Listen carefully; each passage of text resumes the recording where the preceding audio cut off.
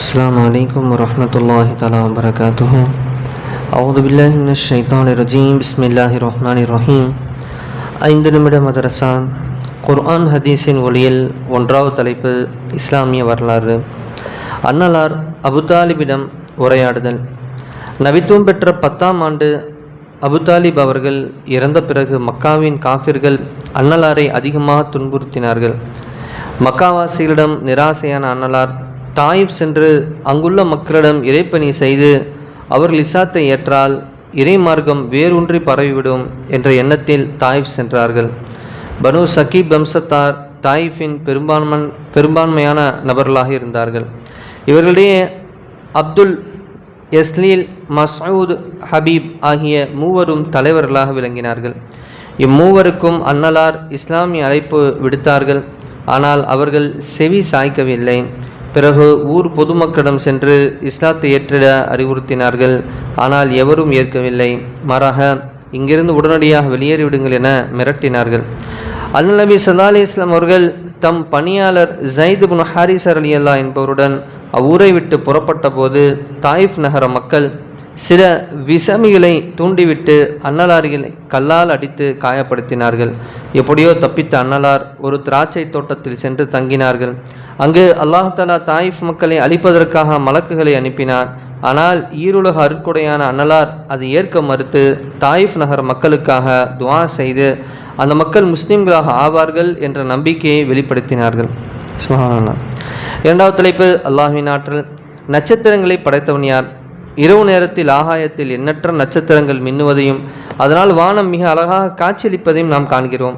இரவு நேரத்தில் வானுக்கு கீழ் பாய் விரித்து படுத்த நிலையில் நட்சத்திரங்களை பார்த்து கொண்டே இருக்கலாம். எவ்வளவுதான் ரசித்தாலும் மனம் நிறைவதில்லை. இந்த நட்சத்திரங்கள் ஒன்றோடொன்று மோதி கொள்ளாமலும் பூமியில் விழுந்து பூமியை நாசப்படுத்தாமலும் இருக்கும்படியான ஓர் அமைப்பை ஏற்படுத்திய அல்லாஹ் ஆற்றலை சிந்தித்து பார்ப்பீராக. 3வது தலைப்பு ஒரு ஃபர்லை பற்றி. பெண்களுக்கும் ஜகாத் கடமை. அல்லாஹ் கூறுகிறான், நீங்கள் பெண்கள் தொழுகையை கடைபிடியுங்கள், ஜகாத்தையும் கொடுங்கள், அல்லாஹுக்கும் அவன் தூதருக்கும் கீழ்ப்படியுங்கள் என அல்லாஹ் கூறுகிறான். விளக்கம்: பெண்களிடம் ஜகாத்து கொடுப்பதற்கான அளவை மிஞ்சிய பணம் இருந்தால் அல்லது தங்கம் வெள்ளி இருந்து அது ஓராண்டை கடந்திருந்தால் அதற்கு ஜகாத் கொடுப்பது ஃபர்லாகும்.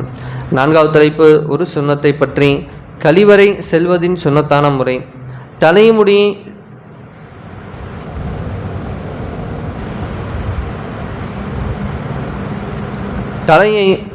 மூடி செல்ல வேண்டும். கழிவறைக்கு செல்லும்போது ஒரு 11 சுன்னத்துகள் பேண வேண்டியது இருக்குது. கழிவறை ஒரு நபர் சென்று வரார் அப்படின்னு சொன்னால் 11 சுன்னத்தை பின்பற்றணும். என்னென்ன? 1வது, அவர் தன்னுடைய தலைமுடியை மறைத்திருக்க வேண்டும், தலையை மூடி செல்ல வேண்டும். 2வது, காலணி அணிந்திருக்க வேண்டும். 3வது, துஆ ஓதி நுழைய வேண்டும். 4வது, இடது காலை முதலில் உள்ளே வைத்தால் வேண்டும். 5வது, கிப்லாவின் பக்கம் முகத்தையோ முதுகையோ காட்டாமல் உட்கார வேண்டும். 6வது, எதுவும் பேசாமல் இருக்க வேண்டும். 7வது, நின்று கொண்டு சிறுநீர் கழிக்கக்கூடாது. 8வது, இடது கையால் சுத்தம் செய்ய வேண்டும். 9வது, சுத்தம் செய்த பின் மண் அல்லது சோப்பினால் கையை கழுவுதல், வலது காலை முன்வைத்து வெளியே வருதல். 11வது, வெளியில் வந்த பின் துஆ ஓதுதல். 5வது தலைப்பு ஒரு முக்கிய அமலின் சிறப்பு. ஹஜ் உம்ரா நிய்யத்துடன். நபி ஸல்லல்லாஹு அலைஹி வஸல்லம் அவர்கள் கூறினார்கள், எவர் ஹஜ்ஜுடைய எண்ணத்துடன் புறப்பட்டு வழியிலேயே வஃபாத்தாகி விடுகிறாரோ அவருக்கு கியாமத் நாள் வரை அவருடைய செயலேட்டில் ஹஜ்ஜு செய்பவர்களின் நன்மையை இணையான நன்மை எழுதப்படும். அதே போன்றுதான் உம்ராவுக்கும் புறப்பட்டு வழியில் இறந்தவருக்கும். 6வது தலைப்பு ஒரு பாவத்தை பற்றி. மூவகையினரின் முடிவு. நபி ஸல்லல்லாஹு அலைஹி வஸல்லம் அவர்கள் கூறினார்கள், 3 வகை மனிதருடன் மறுமை நாளில் அல்லாஹ் தஆலா பேசவும் மாட்டான், அவர்களை அருள் பார்வையால் பார்க்கவும் மாட்டான், அவர்களை தூய்மைப்படுத்தவும் மாட்டான், அவர்களுக்கு கடுமையான வேதனை உண்டு. அவர்கள் யாவர் என ஹஜ்ரத் அபூதர் ரலியல்லாஹு அவர்கள் கேட்டபோது அன்னலார் 3 இதையே திருப்பி சொன்னார்கள்.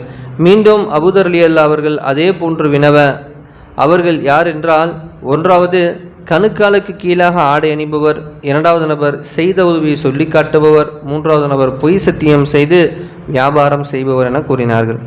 7வது தலைப்பு உலகத்தை பற்றி. பாவிகளுக்கு அருளுவதின் நோக்கம்.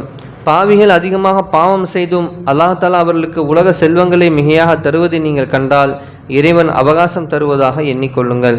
பாவியில் அதிகமாக பாவம் செய்தும் அல்லாஹ் தஆலா அவர்களுக்கு உலக செல்வங்களை மிகையாக தருவதை நீங்கள் கண்டால் இறைவன் அவகாசம் தருவதாக எண்ணிக்கொள்ளுங்கள்.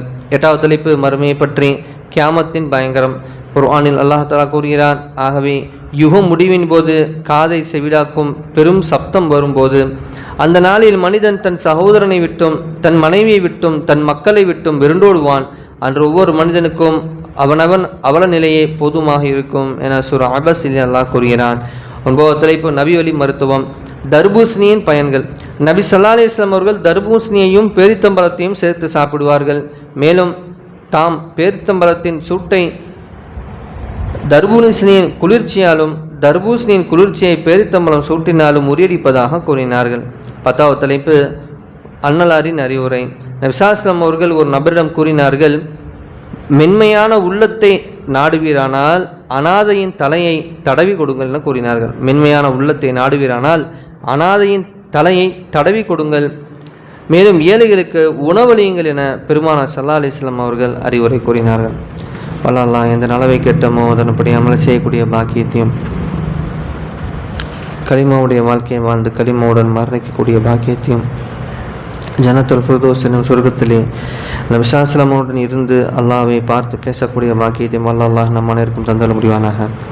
சுப்ஹானல்லாஹி பிஹம்திஹி சுப்ஹானக்கல்லாஹும்ம பிஹம்திக அஷ்ஹது அல்லா இலாஹா இல்லா அன்த அஸ்தக்ஃபிருக வ அத்தூபு இலைக். ஆமீன். خير سبحان ربك رب العزة عما يصفون وسلام على المرسلين والحمد لله رب العالمين. صلى الله على محمد صلى الله عليه وسلم. صلى الله على محمد صلى الله عليه وسلم. صلى الله على محمد يا رب صل عليه وسلم. السلام عليكم ورحمة الله وبركاته.